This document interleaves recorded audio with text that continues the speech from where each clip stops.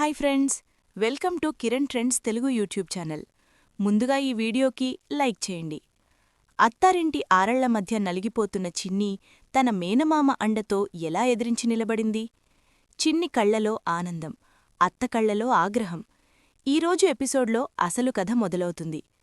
నిన్నటి ఎపిసోడ్లో మధు రిసెప్షన్ వేడుకలో పెద్ద గొడవే జరిగింది. మధు కోసమని పేరెంట్స్ తీసుకొచ్చిన బట్టలను చూసి నాగవల్లి అసహించుకుంది. అందరి ముందు వాళ్లను అవమానించి బయటకు గెంటే ప్రయత్నం చేసింది. కాని అక్కడికి వచ్చిన తిలక్ మధుకు సపోర్ట్గా నిలబడ్డాడు. మధు కన్నీళ్లు తుడిచి నేనున్నాను అని ధైర్యం చెప్పాడు. ఇక ఈరోజు ఎపిసోడ్ పూర్తి కథను చూద్దాం. రిసెప్షన్ హాల్ మొత్తం నిశ్శబ్దంగా ఉంది. అందరూ తిలక్ వంక ఆశ్చర్యంగా చూస్తున్నారు. తిలక్ కళ్లలో ఒక తెలియని ఆపేక్ష కనిపిస్తోంది. మధు కన్నీళ్లు పెట్టుకుంటూ తిలక్ వైపు చేతులు జోడించి నమస్కారం చేసింది. మీరెవరో నాకు తెలీదు సార్, కాని ఈ సమయంలో మా నాన్నగారిలా నిలబడ్డారు. నాకు, మా అమ్మానాన్నలకు ఇంత గౌరవం ఇచ్చినందుకు మీకు ఎలా రుణం తీర్చుకోవాలో నాకు అర్థం కావడంలేదు అని మధు ఏడుస్తూ మాట్లాడింది. ఆ మాటలు విన్న తిలక్ మనసులో ఏదో తెలియని అలజడి. తన సొంత చెల్లి కూతురు గుర్తొచ్చింది. ఏడ్వకమ్మా, కన్నీళ్లు నీ కళ్లలో ఉండకూడదు. నీకు ఎప్పుడు ఏ కష్టం వచ్చినా నీ వెనక నేనుంటాను. నీ మేనమామలా భావించు అని తిలక్ చాలా ఎమోషనల్గా చెప్పాడు. ఆ మాట వినగానే మధు గుండె బరువు దిగిపోయినట్లు అనిపించింది. పక్కనే ఉన్న మహీ ముఖంలో చిరునవ్వు. మధుకి ఒక అండ దొరికిందన్న సంతోషం మహీ కళ్లలో స్పష్టంగా కనిపిస్తోంది. కాని ఈ దృశ్యం చూస్తున్న నాగవల్లికి మాత్రం ఒళ్ళు మండిపోతోంది. తన ప్లాన్ మొత్తం తిరగబడినందుకు ఆమె రగిలిపోతోంది. చూశావా శ్రేయ, ఆ దిక్కులేనిదానికి ఎంతమంది సపోర్టొస్తున్నారో? అసలీ తిలక్గాడు మధ్యలో ఎందుకు వచ్చాడు? వీడు మనకి శనిలా తయారయ్యాడు అని పక్కనే ఉన్న శ్రేయతో గుసగుసలాడింది. శ్రేయ కూడా కోపంగా చూస్తూ, అత్తయ్యా, మనం ఏదో ఒకటి చెయ్యాలి, లేకపోతే ఈ మధు మన నెత్తిమీదెక్కుతుంది. చూడు, మహీ కూడా వాళ్లవైపే చూస్తున్నాడు అని పుల్లలు పెట్టింది. లోహిత మాత్రం భయపడుతూ, వద్దులే అక్కా, ఇప్పుడేమైనా చేస్తే అందరి ముందు పరువు పోతుంది. ఇంటికి వెళ్ళాక చూసుకుందాం అని సలహా ఇచ్చింది. నాగవల్లి కోపంతో పళ్ళు నూరుకుంటూ అక్కడ్నుంచి విసుగ్గా వెళ్ళిపోయింది. సీన్ కట్ చేస్తే మధు వాళ్ల అమ్మానాన్నలు మధు దగ్గరకు వచ్చారు. మధు తండ్రి కళ్లలో నీళ్లు తిరుగుతున్నాయి. అమ్మా మధు, మమ్మల్ని క్షమించు తల్లి. మా వల్ల నీకు అత్తవారింట్లో మాట పడాల్సి వచ్చింది. మా స్తోమత తక్కువని తెలిసికూడా ఏదో ప్రేమతో తెచ్చాము. కాని అది నీకు అవమానం తెస్తుందని ఊహించలేదు అని తండ్రి బాధపడ్డాడు. మధు వెంటనే వాళ్ల చేతులు పట్టుకుంది. నాన్నా, మీరలా అనకండి నాన్నా. నాకు కోట్లు విలువచేసే పట్టుచీరల కంటే మీరు ప్రేమతో తెచ్చిన ఈ బట్టలే ఎక్కువ. అత్తయ్యగారేదో కోపంలో అన్నారు, పట్టించుకోకండి అని వాళ్లను ఓదార్చింది. మహీ కూడా దగ్గరకు వచ్చి, మామయ్యగారు, మీరు బాధపడకండి. మధుని నేను చూసుకుంటాను. ఇక్కడ ఎవరు ఏమన్నా నేను మధుకి తోడుగా ఉంటాను అని మాటిచ్చాడు. అల్లుడి మాటలకు మధు తల్లిదండ్రులు సంతోషించారు. వాళ్లక్కడ్నుంచి వెళ్ళిపోయాక మహీ మధుని దగ్గరకు తీసుకున్నాడు. పద మధు, ఇంటికి వెళ్దాం. ఇక్కడుంటే ఇంకా గొడవలు జరుగుతాయి అని చెప్పి మధుని తీసుకుని కారువైపు నడిచాడు. ఇంటికి చేరుకున్నాక వాతావరణం చాలా గంభీరంగా ఉంది. హాల్లో నాగవల్లి సోఫాలో కూర్చుని కాలుమీద కాలు వేసుకుని ఊగిపోతోంది. పక్కనే శ్రేయ, లోహిత నిలబడి ఉన్నారు. మహీ మధు లోపలికి రాగానే నాగవల్లి లేచి నిలబడింది. ఏరా మహీ, పెళ్ళాం వచ్చేసరికి తల్లిని మర్చిపోయావా? ఆ అందరి ముందు నన్ను అవమానిస్తుంటే చూస్తూ ఊరుకుంటావా? ఆ తిలక్గాడు నన్ను అంత మాటంటుంటే నువ్వు నోరు మెదపవేం అని నిలదీసింది. మహీ చాలా ప్రశాంతంగా సమాధానం చెప్పాడు. అమ్మా, అక్కడ తప్పు నీదే. వాళ్లు మధు తల్లిదండ్రులు. వాళ్లను గౌరవించడం మన బాధ్యత. నువ్వు వాళ్ల పేదరికాన్ని ఎత్తిచూపి అవమానించడం తప్పుకదా అని మహీ సూటిగా అడిగాడు. నాగవల్లికి ఈ మాటతో మరింత కోపం వచ్చింది. ఓహో, ఇప్పుడు నేను తప్పుచేశానా? ఆ దిక్కులేనిదిరాగానే కొడుకు కూడా నాకు ఎదురు తిరిగాడు. ఇదంతా నీవల్లనే అని మధువైపు వేలు చూపిస్తూ అరిచింది.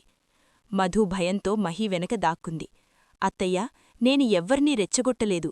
జరిగినదానికి నాకు బాధగా ఉంది. కాని మా అమ్మానాన్నలను అలా అనడం వల్లే ఆ గొడవ జరిగింది అని మధు నెక్కి ఏడుస్తూ చెప్పింది. నోరు మూసుకో, నువ్వు నాకు నీతులు చెప్పకు. ఈ ఇంట్లో ఉండాలంటే నా కాళ్లకింద చెప్పులా పడి ఉండాలి, లేదంటే ఈ క్షణమే గెంటేస్తాను అని నాగవల్లి హెచ్చరించింది. అప్పుడు మహీ గట్టిగా అరిచాడు. అమ్మా, మధు నా భార్య, ఈ ఇంటి కోడలు. తనని గెంటే హక్కు ఎవరికీ లేదు. ఇంకోసారి మధుని ఏమైనా అంటే నేను ఊరుకోను అని వార్నింగిచ్చి మధుని తీసుకొని పైకి గదిలోకి వెళ్ళిపోయాడు. నాగవల్లి అవాక్కై చూస్తూ ఉండిపోయింది. శ్రేయ పక్కన చేరి, చూశావా అత్తయ్యా, మహీ పూర్తిగా మారిపోయాడు, ఇక మనం జాగ్రత్తగా ఉండాలి అని చెప్పింది. మధు మహీ తమ గదిలోకి వచ్చారు.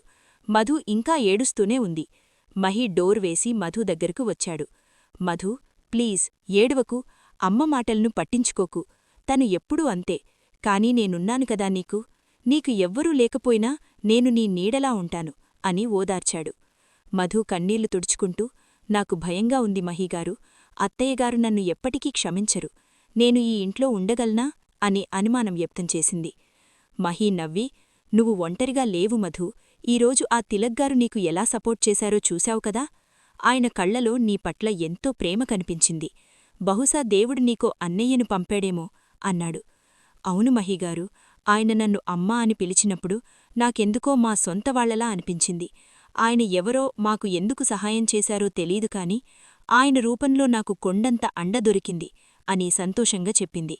మహీ అన్న తల నిమురుతూ, పద, ఫ్రెష్ అవ్వు, అలసిపోయావు కదా, భోజనం చేద్దాం అని చెప్పి ఇద్దరూ ఒకరినొకరు చూసుకుంటూ నవ్వుకున్నారు. మరుసటి రోజు ఉదయం కిచెన్లో మధు వంట చేస్తోంది. ఆమె ముఖంలో కొత్త వెలుగు కనిపిస్తోంది. నిన్న జరిగిన గొడవను మరిచిపోయి తన బాధ్యతలను సక్రమంగా నిర్వర్తించాలని నిర్ణయించుకుంది. కాఫీ కలుపుతూ పాట పాడుకుంటోంది. ఇంతలో అక్కడికి శ్రేయ వచ్చింది. ఏమే, నిన్న అంత గొడవ జరిగినా సిగ్గులేకుండా పాటలు పాడుకుంటున్నావా? మా అత్తయ్యగారు నిన్ను ఎలా ఆడుకుంటుందో చూడు అని వెటకారంగా అంది. మధు నవ్వి, వదినిగారు, కష్టాలు రావడం సహజం, కాని వాటిని చూసి భయపడితే జీవితం ముందుకు సాగదు.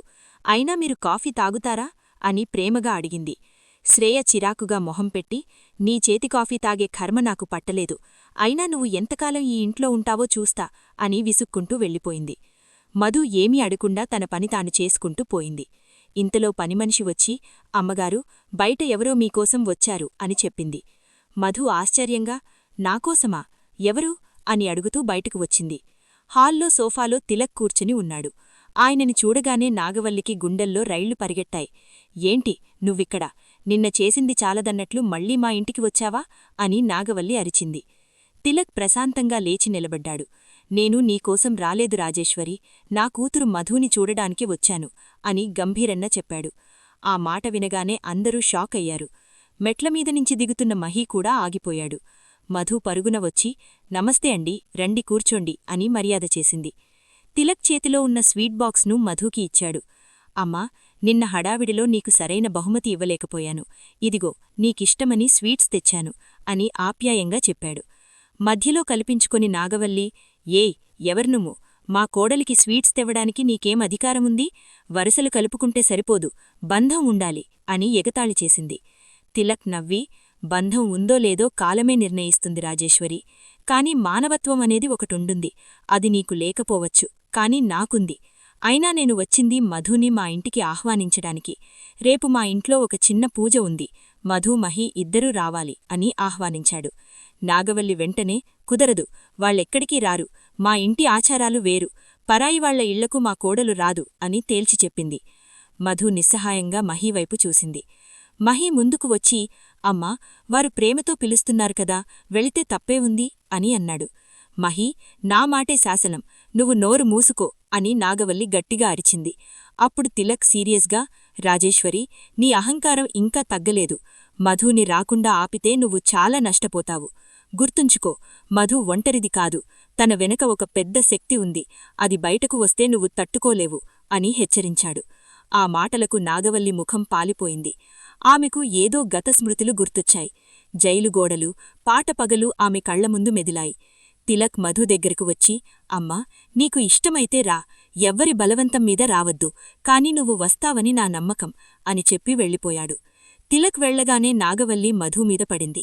ఏమే, ఆ మనిషితో నీకేంటి సంబంధం, ఆయనని ఎందుకు ఇంటిమీద కూడా ఇలా జరగాలి అనుకుంటున్నారా? అనుకుంటే మన వీడియోకి లైక్